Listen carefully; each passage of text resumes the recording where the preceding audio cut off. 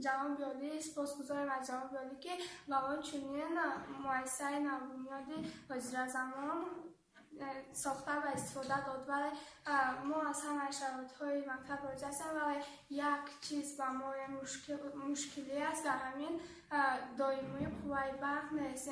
از همین ما کم مشکلی داریم و من در آزمون شهری یعنی سزاوار جای سیوم گشتم، اصلا این تاریخ و راحت گرفتم و آزمون ولایتی کامپیوترها با ما لازم هستند برای مشق کردن و آماده شدن برای آزمون، ولی از سبب نبودن قوه برق ما ترخیص میکشیم.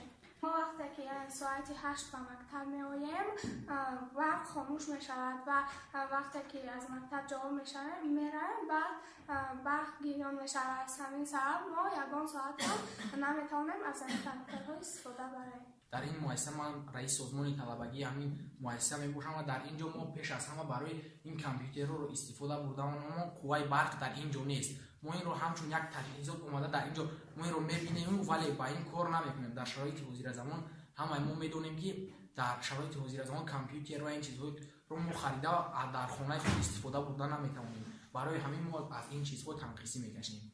وقتی ساعت 6 دمیه توی نه اول 2 ساعت وقت هم سه تا میکشم و دیگه خمیر نزوله در زمینه.